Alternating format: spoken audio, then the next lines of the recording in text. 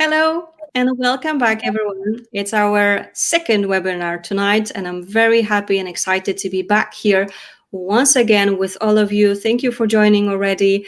And we do have a very special guest. This is first time that Becky is with us. I'm very excited to have you back. We definitely wanted you to have to be here with us tonight and present this particular topic as well. This is Becky Kearns. Hello, Becky. How are you? It's great to have you. Yeah, I'm good, thank you. I hope you're well too. Yes, very well, and very happy and excited to have you, as I've mentioned. And if you don't know Becky yet, I just want to mention that Becky is actually founder of Defining Mom, but also Paths to Parent Hub, and she has her own experience. So that's why I'm very, very happy that you are here, because you will be talking about your story as well. So I've seen that already. So I'm very happy that you will be able to help our patients, but also tell them how it was for you. Because if you don't know, Becky is actually a mom to three little girls who were conceived by egg donation as well, right? So thank you so much, Becky. And as I mentioned, Becky will share her story, and of course, she will try to give you some tips what to do about emotional aspects of donor conception. So, as always, she will start with her presentation, but afterwards, it will be time for your questions or comments or anything that you would like to share. And we are here to support you. So if you just want to listen, it's fine. If you want to share anything or ask anything, I'm sure Becky will be more than happy to help you out. So thank you, Becky. And thank you, everyone. And I guess we can go ahead with our presentation. Right, Becky? Yep, good to go. Excellent. Thank you so much. And sorry, here's your presentation.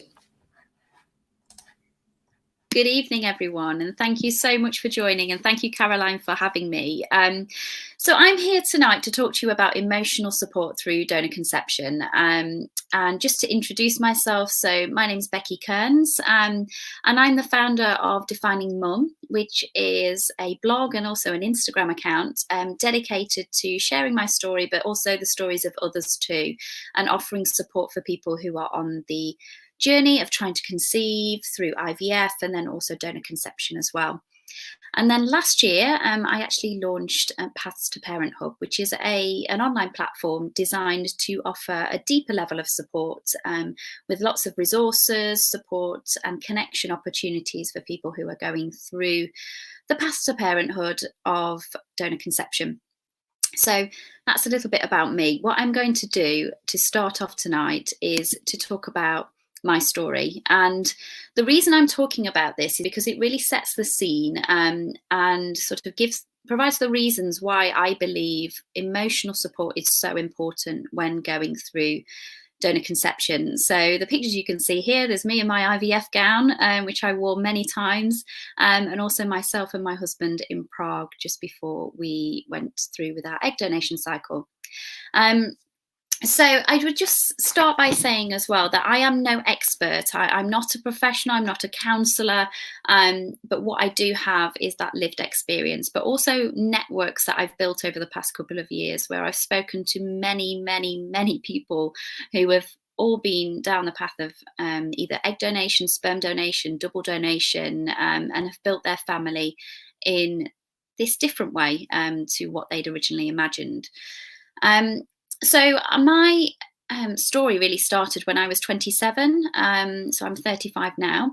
But I was 27 when my husband and I decided we were going to start trying for a baby. And just like probably most of everybody else, never thought there would be an issue. And it was about 6 months down the line where I started to notice that something didn't feel quite right. So my periods were a bit all over the place after coming off the pill. I was actually having periods every sort of 14 to 21 days, so really, really regularly. I was having night sweats and something just didn't feel right. I just had this feeling that something wasn't quite right. So I Spoke to the GP several times, which was very difficult at the age I was at to get someone to listen to me. And on the third attempt, they finally ran some tests, which showed that my follicle stimulating hormone was high. And eventually, after some more private tests, I was diagnosed with premature ovarian insufficiency. So I was told that I was entering early menopause, and that our chances to conceive were very low. I was also told that it wasn't the end of the road and that we could try IVF, and they were quite hopeful that with my age being at 27, that if we were able to retrieve some eggs, that we may have some success there. And we went through 5 cycles of IVF before we moved to egg donation. My first cycle, I actually became pregnant after I had one embryo put back. But sadly, at 8 weeks, I lost that pregnancy. And so it was over a period of about 15 months where we underwent 5 cycles of IVF, where we were desperately trying to find that golden egg and conceive and kind of just start our family in the way that we'd always imagined. So using both my genetics and my husband's genetics as well. And it was after that cycle number 5 where we came to the decision to use egg donation. And it wasn't an easy decision at all. There was a lot of grief involved, and there wasn't a kind of one moment where I suddenly realised that this is what we need to do. It was a real process over those 15 months of acceptance and working towards redefining what it really meant to me to be a mum. So that's just a little bit of a background as to what led up to our egg donation cycle. So as you can see, our journey ended in a happy way, and I'm so grateful and so lucky to now say that I'm a mum to 3 little girls. So Mila, my eldest, is now almost 5, and I also have twins, Esker and Lena, who are 3. And at the point we decided to use an egg donor, we decided to go abroad for many different reasons, which I can go into a little bit more later. But we were really keen to move quite quickly because of the emotional impact that the previous 15 months had on me. And so our decision making was quite quick. I remember feeling quite unsupported, very alone. And this is another reason why I do what I do today, because when I went on that journey, I didn't really realise how common it was or how many other people were experiencing this too. And a real big turning point for me was when I met somebody through an online forum, NetMums of all places, who had a little boy through egg donation. And she supported me and she allowed me to ask questions, and we finally met in person. And that was quite a pivotal moment because that allowed me to see the reality of what her life was like as a mum through egg donation. And to be honest, there was nothing that seemed any different to any other mother-son relationship. And that gave me so much hope. And that's why I share my story today, because I think it's a really important part of acceptance in being able to see somebody else's reality and to be able to see that there is that chance of happiness at the end of what feels like a very dark time. So I'm going to move on to some slides now, and I'll go into a little bit more depth around our decision and some of the emotions that I was feeling. But that can give you a little bit of background as to how we got to where we are today. So this is a quote I actually shared within an article I wrote for Grazia magazine. And it kind of tells the real story around being told that you can carry a child but they won't be genetically related to you is hugely complicated news to process. Now, I don't know about many of you, but after going through the process of suddenly finding out that we weren't going to conceive naturally, going through IVF, that in itself was a huge amount of grief. I think it's often not recognised that many people will always dream of just conceiving naturally, like most other people. And so to be told that you're not going to be able to conceive in that way is a huge hurdle to overcome. But then to be told that you might still be able to conceive, but that child won't be genetically related to you, that's a whole other ball game, and it's a whole other layer of grief and complexity that you have to deal with. And trying to think about, what does that mean for me? What does it mean for our family? How does my partner feel about it? And also, how do we talk to other people about it? It's not as simple as just making a decision in terms of a treatment to use. It's something that it has emotional impact running right through it. And so I'm sure many of you who are on this path will be able to relate to that quote, and specifically around the complexity of this kind of decision and path. That at the end of it can be so much joy, but there is still so much to process on the way. And I speak a lot about emotions, and this is a big thing I talk about through Defining Mum.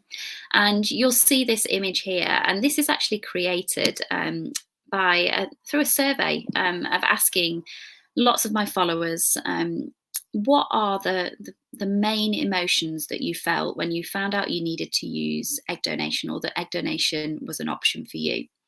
And these words the bigger words are the ones that came up more often. There are such extremes in emotion. So you've got excitement, relief, hope. And then on the other end, you've got sadness, you've got grief, you've got shock, anger, devastation, fear. And I can honestly say that every single one of those words on there, I felt. And it was such a roller coaster at times, because one moment I was feeling hopeful that for the first time in a long while, there was a chance of actually becoming a mum. But on the other side, I still felt devastation at the fact that I wouldn't have a child that would share my genetics, and I wouldn't necessarily see myself in my child. And I may not see the resemblances with my own family as well. So my mum and I are very, very alike, and it's always commented upon. And I had always dreamed that I would have a child that would look like me, act like me, and be a mini me just like we had. And so it was only after my whole process, when I got speaking to some counsellors and people within the field, that I really started to understand the magnitude of what I'd had to process, and what all of you are having to process, and the journey that you go through, and to understand that it is a real grieving process. And it is a hard one to describe to somebody who hasn't been through it, because you're grieving something that's invisible. It's not tangible. It's something that's been in your mind for forever. And you get to the point where you've got to let that go and redefine what that means. And that is where the name Defining Mum comes from as well, because I really did have to redefine what it meant to me to be a mum. And all of these emotions that I've listed on this slide, I went through. I mean, at very first, when somebody said to me that you may want to use an egg donor, I was in complete denial. So when I was Googling and doing all the things online to try and find support, if I found a story where someone like me had used an egg donor, I didn't want to hear it. All I wanted to hear were the success stories of people who had beaten the odds and had managed to conceive with their own eggs. And so now I realised that at that stage, I was just not ready to start accepting this as a path. Grief was a theme throughout. So I really struggled emotionally. I struggled at work. I was signed off work with stress and anxiety. And I had to really try and focus on me and to try and look after my own mental health. So I took up reflexology. I tried acupuncture, lots of other things to try and relieve some of the stress and tension. And then came acceptance. And like I said before, I don't think this was one sort of light bulb moment where I suddenly realised that this was the path for me.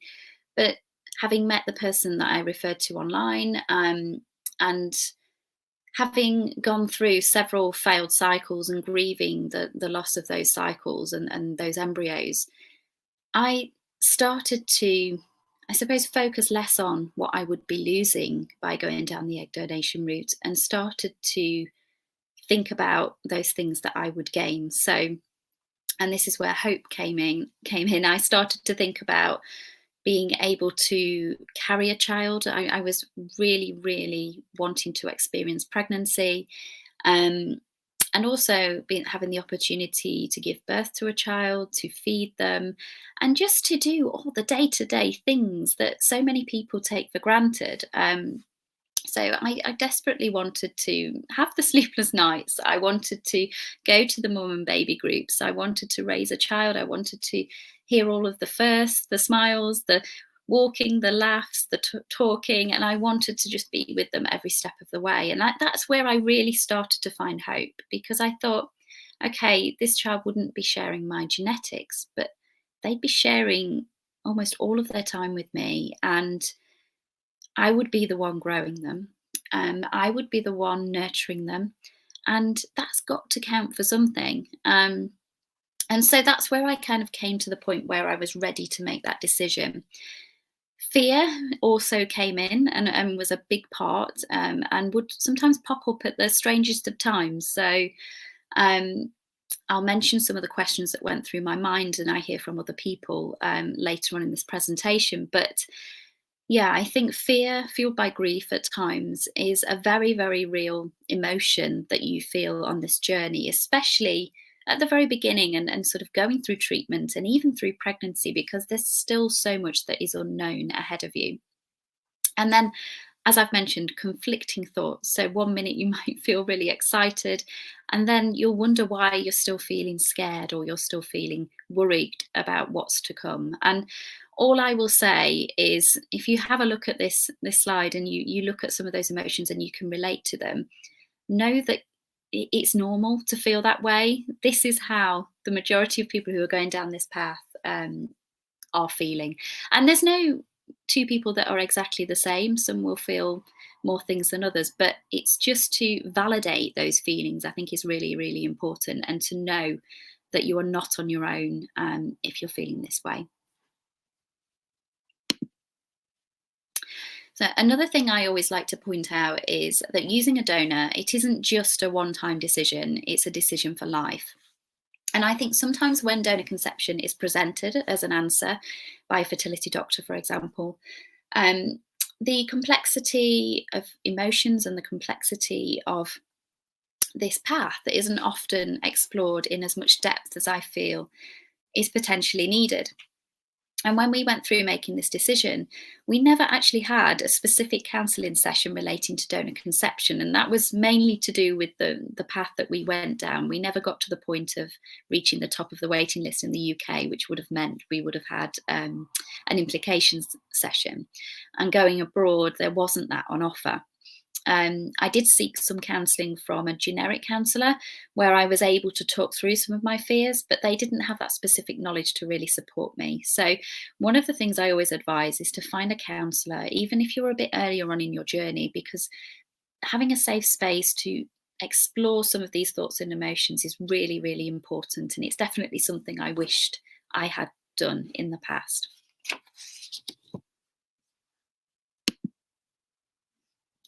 So as I've said, it is a real process of grief and acceptance. And some people may think that it once you've made that decision, that process is over. But what I've found, and what I've found through speaking to other people, is that actually the process just continues. And I think it's really worth being aware of some of these thoughts and emotions that may crop up, so that if you are taken by surprise, you're aware that other people have felt that too.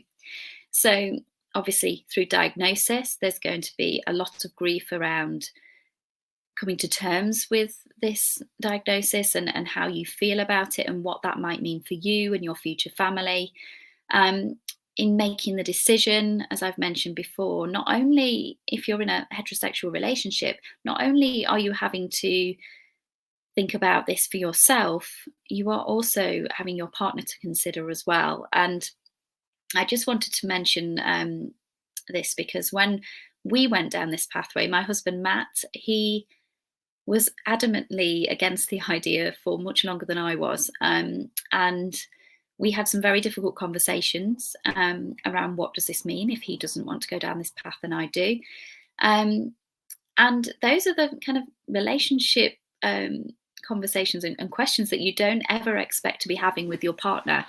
And so I think it's really important to understand that not only is it a process of grief and acceptance for the individual who is losing their genetics, it's also a process of grief and acceptance for the partner as well, in many cases, because they are also grieving the loss of the child that they thought they might have. I know Matt was dreaming of the child that shared both of our genetics and would be a little bit of him and a little bit of me. And so I don't think I really realised that at the time, and that we were just both on very different paths in terms of the stage of acceptance, if you will. Going through treatment as well, I was quite shocked from my own experience how this impacted me as an individual. So I thought I'd gone past the stage of making the decision and I was all fine with it now. We're going ahead. I was hopeful. I felt more excitement at the fact of having more than a 50% chance rather than less than a 5% chance. And actually going through treatment, I found really, really difficult. So different triggers along the process. So matching with a donor, for example, which brought up some real fears for me around feeling threatened about the thought of someone else having the role of mum or being seen as the mum. I remember feeling jealousy around the fact that the donor could do something that I couldn't and that I wanted to do so badly. And yeah, I felt guilty for feeling that as well, because at the same time, I felt very, very grateful and thankful that someone was willing to donate their eggs to us. So I found that a really confusing time, particularly when the actual treatment cycle was underway. So another thing to be aware of is the point where you are informed of how the cycle is going. So the call around how many eggs and how many embryos and I found that hugely triggering as well. I felt very detached. I felt a lot of control over there because I'd been used to being completely involved in that process, and suddenly I was on the sidelines just waiting for an update, which again brought back those feelings of not being able to do what I really wanted to be able to do and grieving that kind of loss of the role of being able to provide the eggs.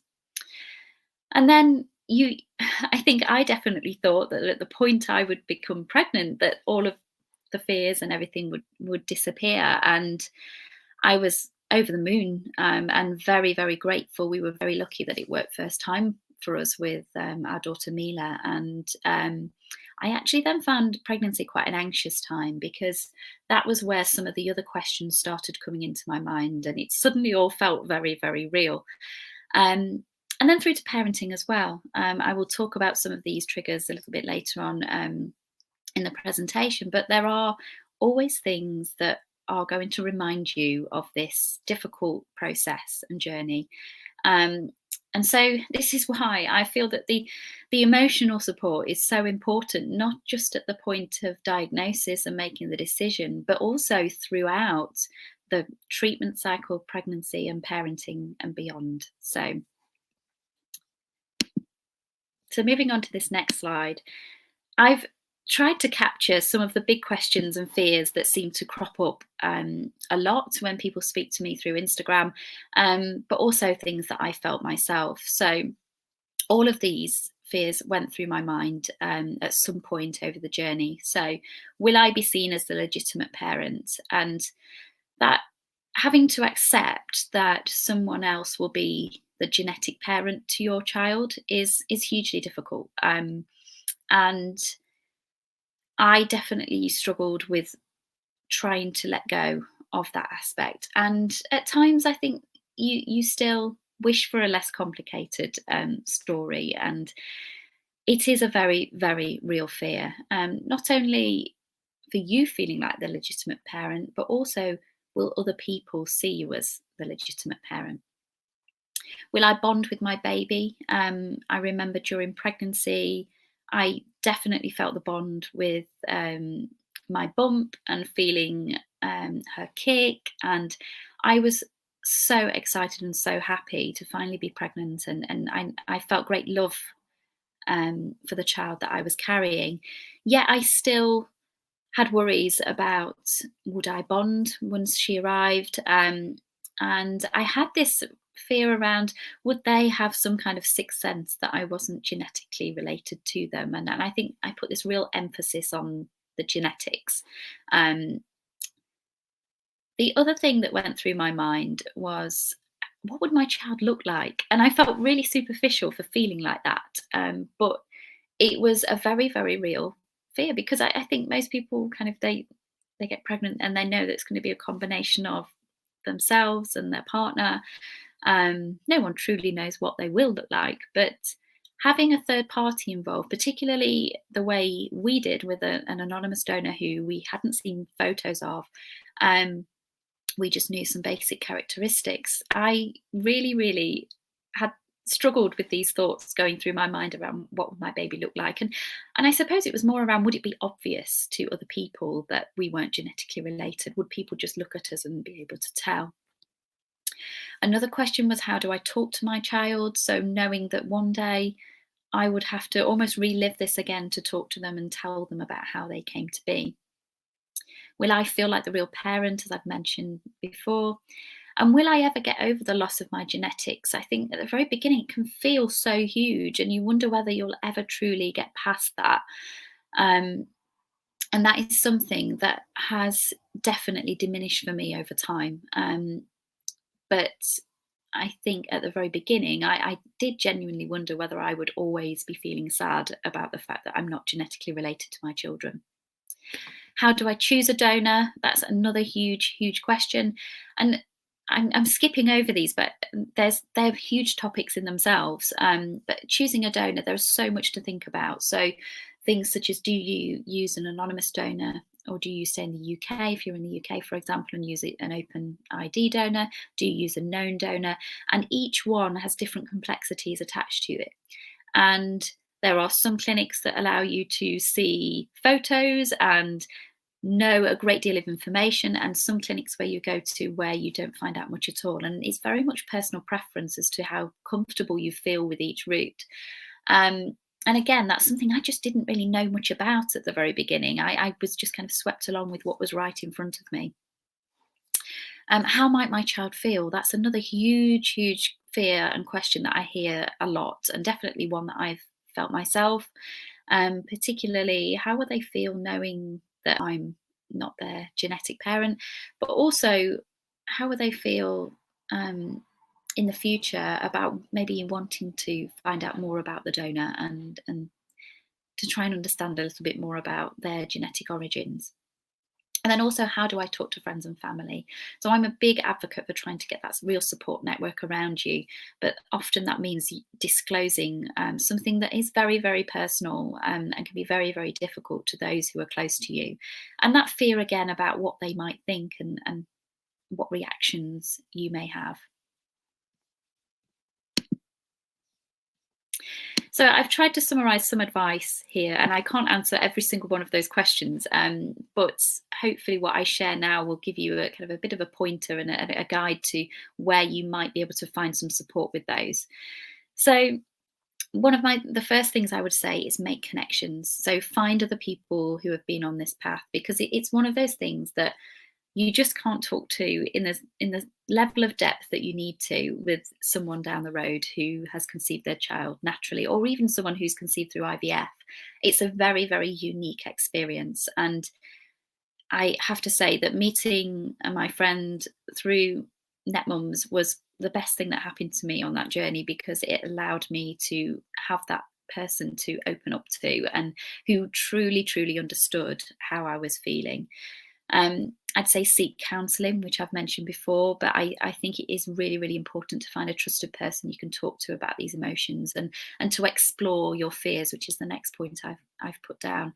I think it's really important to, whether it's through journaling or some other way, to really focus on what you're feeling, and not to just bury it, because that's what I did at certain points. I'd just, it'll be okay, and I'll put it to one side, when really what I needed to do was feel it and explore why I was feeling that way.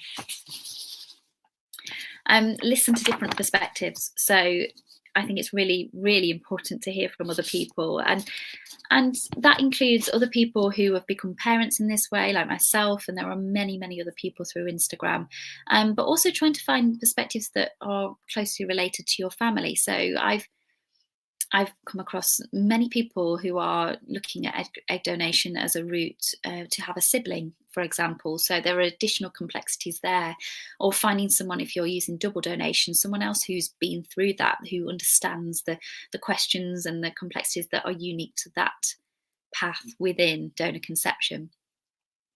And I think it's really, really important to remember that it's a grieving process and to be kind to yourself, because so often we're hard on ourselves. I remember saying to myself, Becky, just pull yourself together, because I genuinely thought I was overreacting for feeling as deeply as I did. And it's only now I look back and I remember listening to a podcast that really broke down the different levels of emotion involved in making this decision, that I just broke down in tears, because I realized that was exactly how I was feeling. And so it's knowing that you're not alone, which is so, so important. And because it's something that's so rarely spoken about, and because it's not like you know somebody down the road who's been down this path, you can feel very alone, and you can feel like you are the only person in the world to have had this fear. And that's exactly how I felt through pregnancy, when I was worrying about what my child would look like, and then I'd beat myself up because I'd think, well, Becky, why are you thinking that? Stop being so superficial. But it really is, although it's unique to each of us, it's something that is so common within people who go through donor conception, particularly when it is a shock and there is trauma before going down this pathway.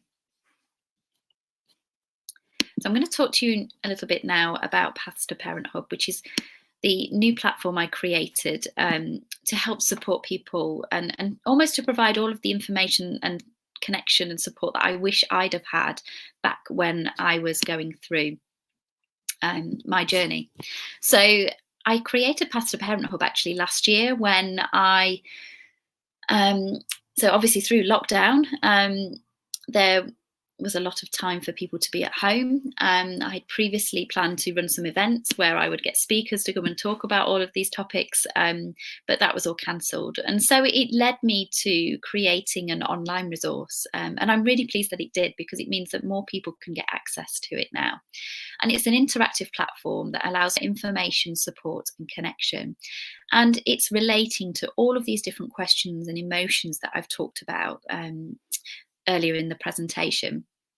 So it hosts a number of webinars. So I have a network of speakers who are professionals in the field, so therapists who have worked specifically with donor conception, researchers who have done research into families who've been through donor conception, and just many, many people who have been down this path. So I also hold live chats looking at specific scenarios and family building experiences where members are able to ask questions of people, a little bit like what I'm doing right now. And all of these different conversations and chats are all saved for people to watch back. And the beauty is you can watch it in your own home, just like now, with your partner, or if you want to watch it on your own as well. So yeah, I also run support groups as part of this. So there are opportunities to come together virtually and just chat with other people who are in the same position, who understand, and just to share where you're at and to openly speak about some of these emotions and things that you're feeling. So it is a membership community. It's available, I think we'll provide the details, but it's at pathstoparenthub.com. And yeah, like I say, you can find emotional support there, connection, and lots of information about the different questions that come up along the way. Now, I'm very aware I've been talking for a long while now, so I'm going to hand back to Caroline just to see whether you have any questions.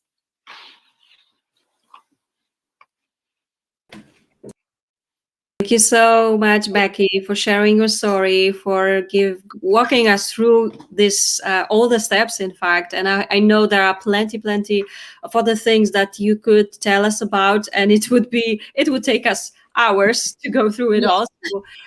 So still, thank you so much, because this definitely brings lots and lots of questions. And as you can see, there are some questions here for you. So let's get to them. Let's get to them straight away. The first one is from Eliana, and she would like to know, you mentioned you went abroad for this journey. Could you please tell us a bit more about that? Yes, of course. And this is a big question, I think, that comes up quite a lot. So when we were on the journey back in 2015. So it's about 6 years ago now. And originally we had signed up with our local UK clinic in the Midlands for their donor waiting list. And we signed up quite early because we were told that the waiting list was long. And so it was best to get on there just in case it didn't work with my eggs. So at the time of signing up to that waiting list, we hadn't made the decision. We just knew it was a potential future option. Anyway, well, when we came to the point of closing the door on my own eggs after our 5th failed cycle, we asked the clinic where we were on the waiting list, having been on there previously for about, I think it must have been 10 or 11 months. And we found that we were no closer to the top. And I really struggled with that, particularly because I'd almost gone through this whole process of getting myself ready to make this decision. And then suddenly at the point I'd made the decision, I was told that it could be another 6, it could be another 9, it could be another 12 months. They just weren't sure. And I think that at the time, I feel like things have moved now, but at the time there was a shortage of egg donors. And so me being me, I am quite, my husband calls me impatient, but I was only really comfortable when going through this journey when I was physically doing something and I felt like I was making progress towards having a child. And so I went into research mode and started to look at options abroad, and pulled up a spreadsheet and just listed different things by clinic. So as in, we looked at cost, we looked at logistics of ease of getting there, the waiting list, we looked at what screening was done on donors, and we held a few Skype interviews with a number of clinics abroad, and that led us to choosing a clinic in the Czech Republic.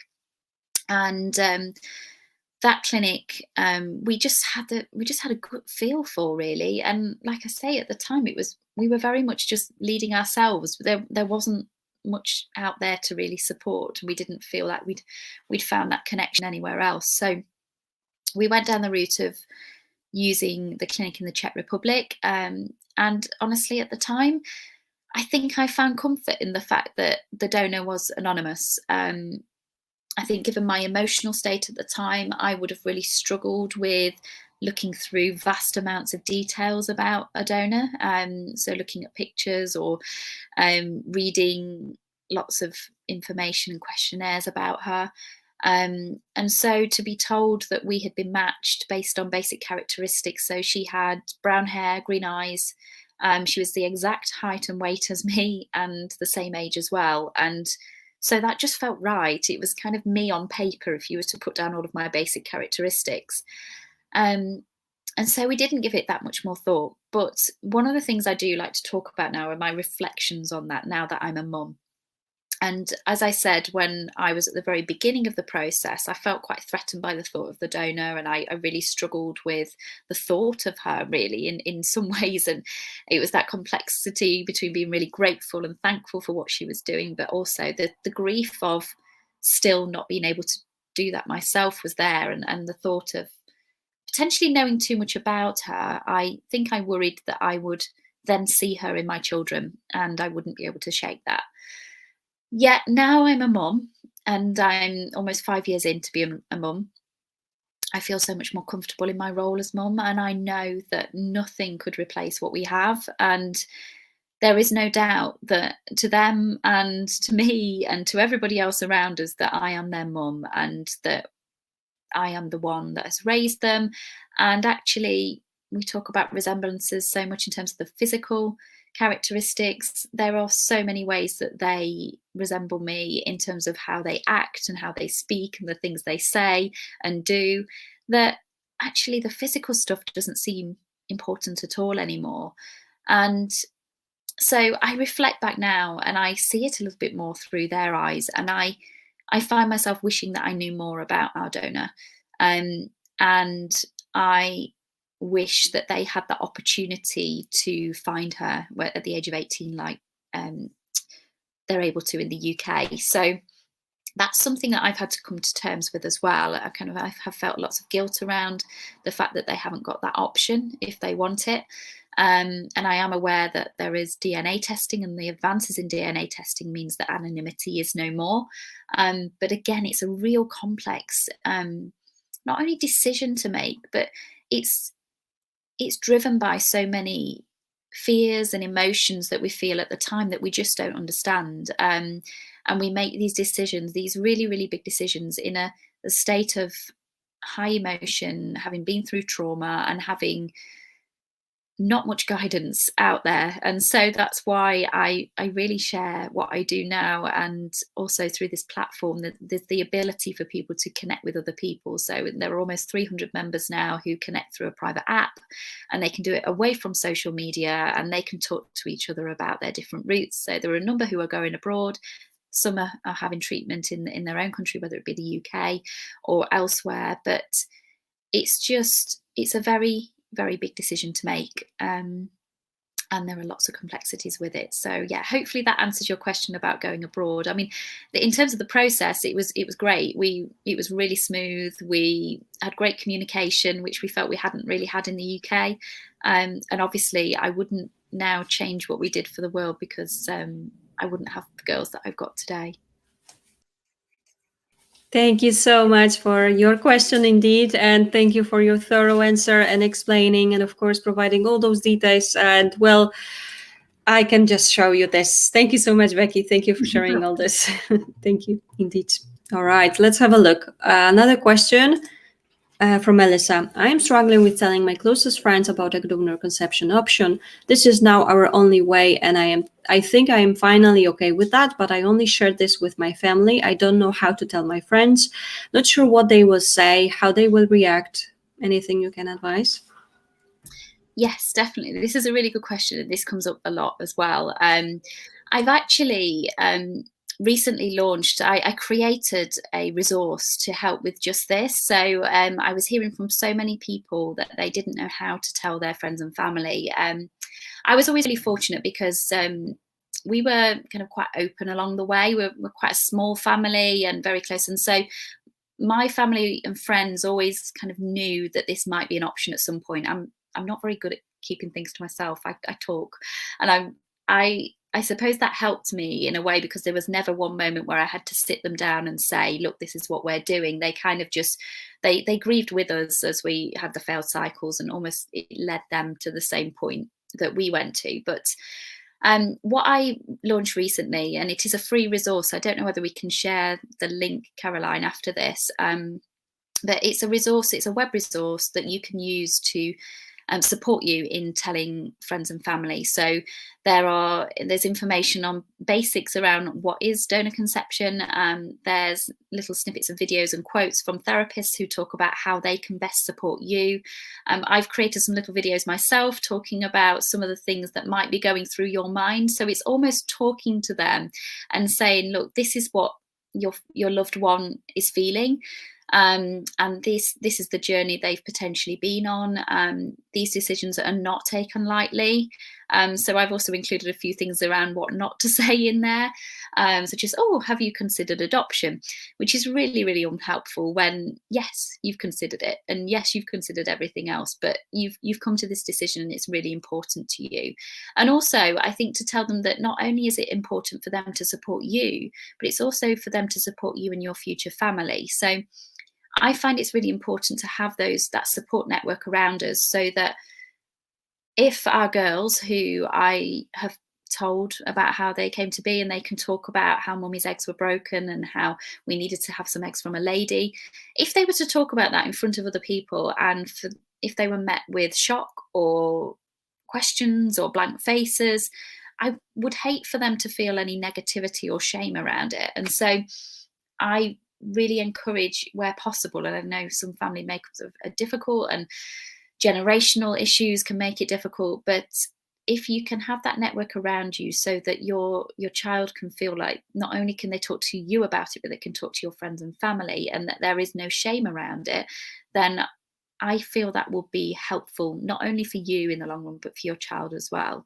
And so, yeah, I'm more than happy to share that link and that resource, because you can then just send it on to your, you can maybe speak to your friends, send it on to them, and they can then learn themselves. It's an opportunity to educate and raise awareness. Of course, thank you so much indeed. And is it like a website that you can type this in the chat or anything like that, Yes. Becky? Yes, I can type in the link in the chat, which I'll do. I just need to Perfect, get yeah. the link. So if you just give me 2 seconds. No problem at all. You can do it I'll do it now. at the end. And of course you can type this in, and of course then if anyone Yeah. would like to use this, you can do it, and I'm sure that's going to be helpful. Thank you, Melissa, also for sharing. Thank you for your question. I do believe it was helpful. And let's have a look. Okay, Becky, as you can see, more of those questions are coming in. Let's have a look at the next one. Okay, so what is your experience from yourself and others you've met about how the other parent who is genetically related might be different, feel different, or more related to child than the donor egg recipient mom? Yes. So I think what this question is asking is, so for example, does my husband feel more connected to our children because he is genetically related? And I don't think this was a big fear of mine, but I've heard this a lot, where people feel like they might not have a stronger bond because they don't share genetics. And I've really not found that in our case. Matt has always been really, really supportive, and I have found that actually, in some ways, I feel like maybe I've got a stronger bond with them because have. I've spent more time with them, and I've been that primary caregiver, and I am the one who understands what they need and anticipates what they need ahead of him. And that is just how our roles have played out. So having been able to breastfeed and through those early days, that really, really helped me with my bond. I did put a lot of pressure on myself to do that, but that helped me feel like I was providing for my child. And then, yeah, just ever since then, sort of Matt went back to work after 2 weeks, and I was kind of the one left holding the baby. And I think we can really underestimate time spent together and the role of nurture and all of those other aspects that play such a role in shaping and developing our children and building the relationships that we have. So I don't feel like there's any difference between the relationship between Matt and the girls and between me and the girls. And yeah, I think it's just like any other typical relationship. I think genetics are, in society, we give a lot of weight to genetics and the role that they play, and they do play an important role, but we often overlook the role of nurture. And I genuinely have seen that in action, and the way in which they are like me and they're connected to me and they need me just as much as I need them. It's something that's really special, and I think it is really easy to worry about those things when everything is still so unknown. And even in the early days as well, I think bonding is a process with your child, but over time, I've just felt more and more secure in that role. And yes, there is occasionally the odd pang of grief that comes back when that you don't share that genetic kind of link. And I think it's really important that I'm honest and share that as well. So amongst all the overwhelming joy and love and everything else that we share, for example, the other day, Matt was playing with Mila, and he was looking at her and he said, "Oh, Mila, you've just got my eyes. You look so much like me." And I just felt this pang of, oh, I'll never get that feeling. But like I say, it gets easier, and you learn to live with it, and you learn to accept that that is the way that those children came into your life, and I would not change them for the world, and I wouldn't change how I came to have them. So yeah, it's a process, but I do think time spent together is so important. I hope that answers the question. No doubt that it does. Thank you so much, of course. Again, another wonderful advice, that's for sure. And let's have a look. Okay, there is one more, well, kind of a shared story here. Okay, let's have a look. Okay, I have been following your Instagram. I've gone through your list of emotions, now probably at the convicted views stage. Joined a group on Facebook recently, finding out the views of donor conceived people. I am really struggling to find positive view from donor conceived people, and despite wanting to be a mom so much, I am so scared my child will hate what I have done. It looks like my option is abroad, meaning anonymous, but there are hugely strong negative views. How do you get away from that feeling? Yeah, I can totally relate to this. It is not an easy one. So I too have watched, listened, observed some of the Facebook groups around donor conception, and yeah, they can be pretty brutal. And I've been through my own process of grief around that. I think I remember last year I struggled.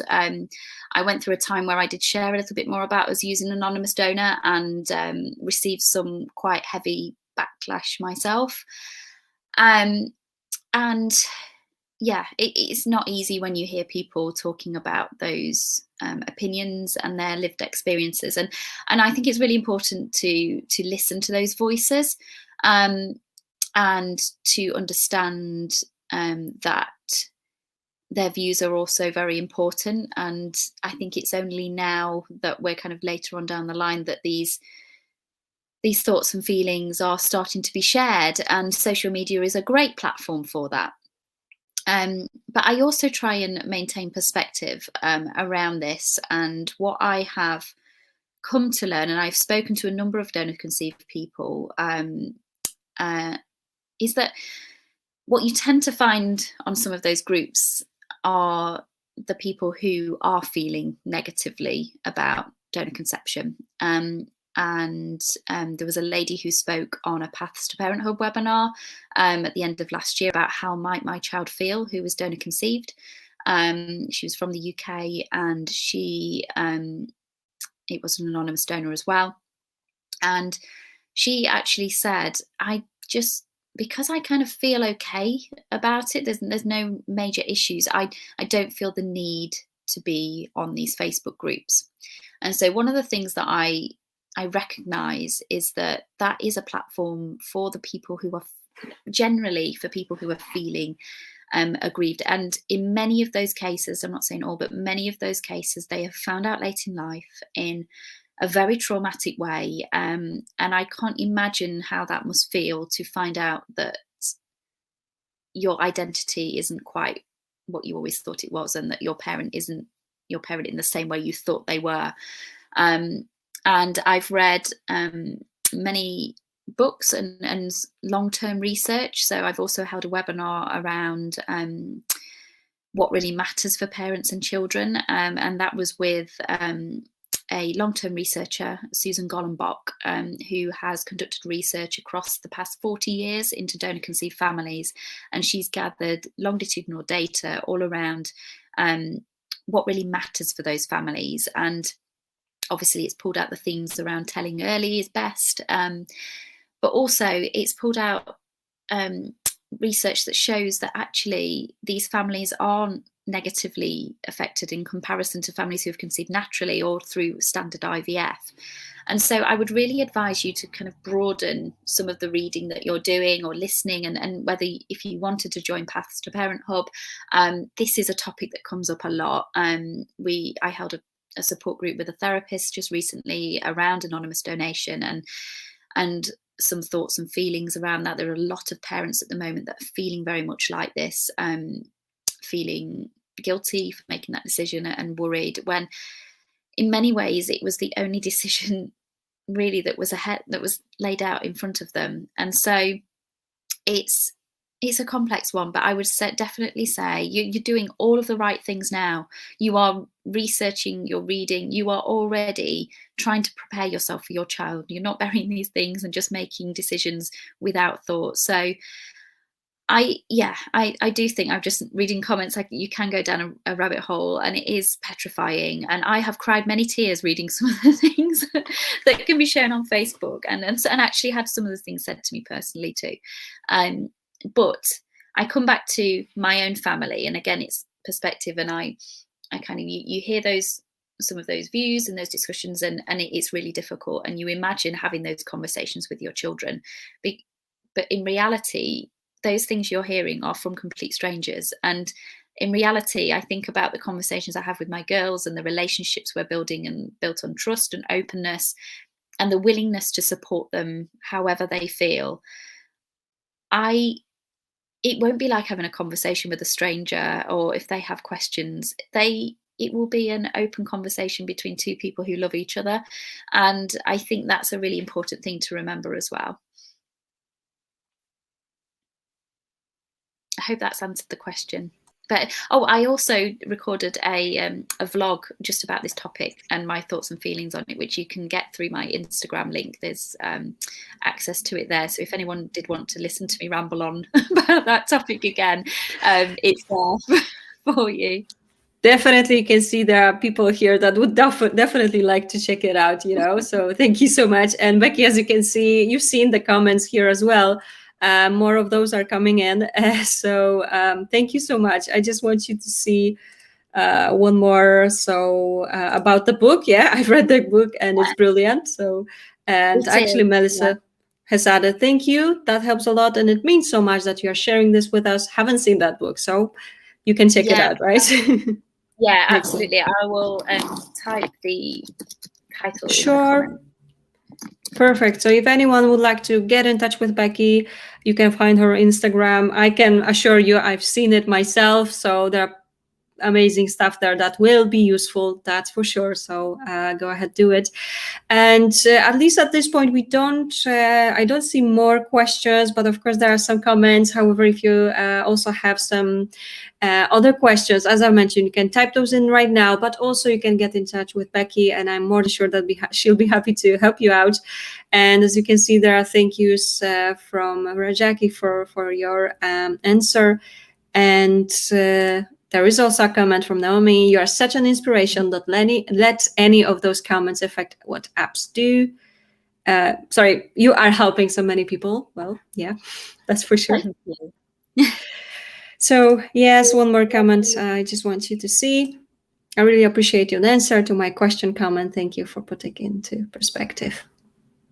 Thank you so much. Yeah. Indeed. And well, it looks like we'll be finishing for tonight. But before we do, and once again, let me just put this for everyone. If anyone would like to check this book as well, you can look at it here. And well, Becky, before we finish, is there anything you would like to add? I don't think so, really. No, just I'm always happy to connect with people. So if you contact me through Instagram, sometimes it may take me a few days just to come back to messages. But yeah, I always try to respond to everybody. And yeah, if you are looking for support, Paths to Parent Hub, I truly believe is a great resource just to try and work through some of these feelings and thoughts. In addition to getting counselling, it's not a replacement, but it just allows you to explore it in a safe environment that's away from social media, and you can feel less alone. So I hope it will be useful. And yeah, just thank you for the opportunity to come and talk. Like I say, I could talk for hours on this topic. And we don't mind. We don't mind at all. So it's been brilliant to have you here. That's for sure.